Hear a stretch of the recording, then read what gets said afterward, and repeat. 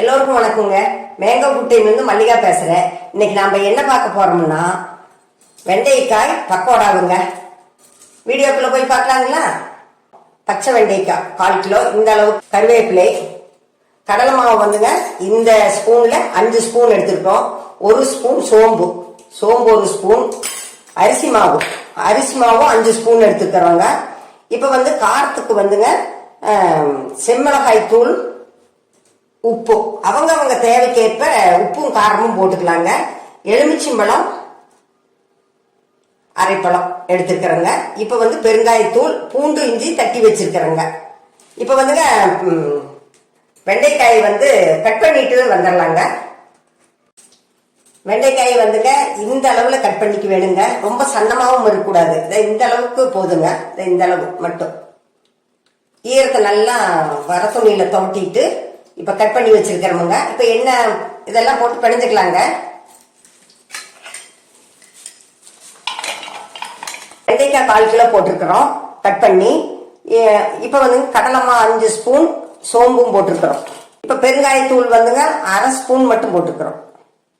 இப்ப இஞ்சி பூண்டுங்க தட்டி வச்சிருக்கிறோம், போட்டுக்கலாம். இப்ப இது அரிசி மாவுங்க 5 ஸ்பூன் போட்டிருக்கலாம். செம்மளகாய் தூள், உப்புங்க காரத்துக்கு ஏற்ப போட்டுக்கலாம். உப்பும் அவங்க தேவைக்கேற்ப போட்டுக்கலாங்க. இப்ப எலுமிச்சம்பழம் புழிஞ்சுட்டுக்கலாங்க. இதுலயே பிணைஞ்சுக்கலாங்க. ரொம்ப தண்ணியில விடக்கூடாதுங்க, வளவளன்னு போயிடும். இப்ப வந்துங்க நம்ம இதெல்லாம் பிணைஞ்சு பார்க்கலாங்க. ரொம்ப வரன்னு இருந்தா கொஞ்சம் எண்ணெய் விட்டுக்கலாம். இல்லைன்னா கையில மட்டும் தொட்டு சுடு தண்ணி ஊத்திக்க வேணுங்க. பச்சை தண்ணி ஊத்திடாதீங்க. இப்ப மஞ்சள் தூள் வந்து 1 ஸ்பூன் போட்டுக்கலாம். ரொம்ப வரன்னு இருக்கிறதுனால எண்ணெய் கொஞ்சம் ஊத்திக்கலாங்க. 1 ஸ்பூன் தண்ணி மட்டும், சுடு தண்ணிங்குது.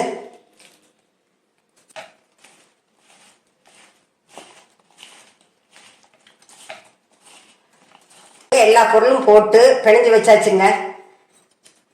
இந்த அளவுக்கு வந்துங்க இப்படி பிணைஞ்சுக்க வேணும். இப்படி நம்ம போட்டா பிடிக்கிறாப்புல இப்படி இருக்க வேணுங்க.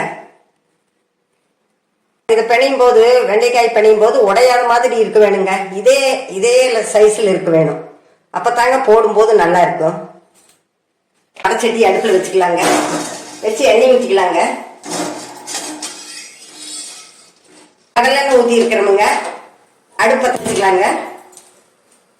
எண்ணெய் சூடாகும். நம்ம பிணைஞ்சு வச்சதுங்க நல்லா உள்ளுக்குள்ள இதெல்லாம் உறிஞ்சிச்சு பாருங்க. அந்த ஈரமெல்லாம் உணர்ந்துக்குச்சு. இப்படி பிணைஞ்சு வச்சுட்டுங்க எண்ணெய் ஊற்றி வச்சுக்க வேணும். இப்ப வந்துங்க வெண்டைக்காய் வளவளன்னு இருக்குதுன்னு குழந்தைகளாம் வேண்டான்னு சொல்லுவாங்க. நாம வந்துங்க இப்படி எல்லாம் செஞ்சு கொடுத்தா ரொம்ப விரும்பி சாப்பிடுவாங்க. வெண்டைக்காய் உடம்புக்கும் சத்துங்க, குழந்தைகளும் சாப்பிட்டுக்குவாங்க. இப்ப எண்ணெய் காஞ்சி வச்சுங்க, நம்ம போட்டலாங்க. இப்படி ஒவ்வொன்னா போட வேணுங்க. இல்லைன்னா ஒன்னோட ஒன்று ஒட்டிக்கி வந்துங்க சடன்னு தெரிக்கிற மாதிரி இருக்கு. நீங்க வந்துங்க எண்ணெய் காஞ்சி கொஞ்சம் சிம்மில் வச்சுக்க வேணுமுங்க.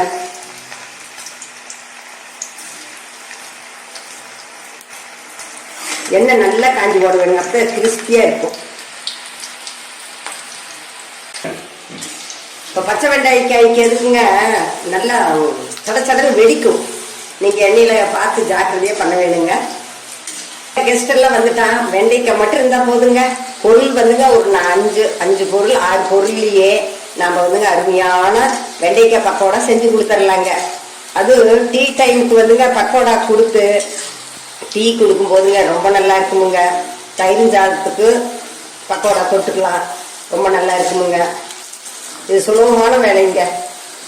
இப்ப வெண்டைக்காய் பக்கோடா வந்துங்க டேஸ்டியாவும் இருக்கு, உடம்புக்கும் ரொம்ப நல்லதுங்க. ஹெல்த்திக்கு ஹெல்த்தி, டேஸ்டிக்கு டேஸ்டிங்க. வந்துங்க கையில வச்சுட்டு நேராக கொஞ்சம் சிம்மில் வச்சிட வேணுங்க. அப்பதான் அது வெந்து நல்லா கிறிஸ்பியா வருங்க. வெந்துருச்சு, நீங்க எடுத்துக்கலாங்க.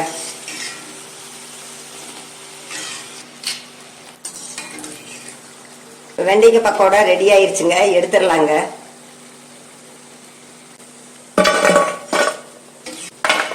வெண்டைக்காய் பக்கோடா ரெடி ஆயிருச்சுங்க. கிறிஸ்பியா நல்லா முறுக்கு முறுக்குன்னு ஆயிடுச்சுங்க. இப்போ வந்து குழந்தைகளுக்கு பெரியவங்க எல்லாத்துக்கும் சாப்பிடலாம்.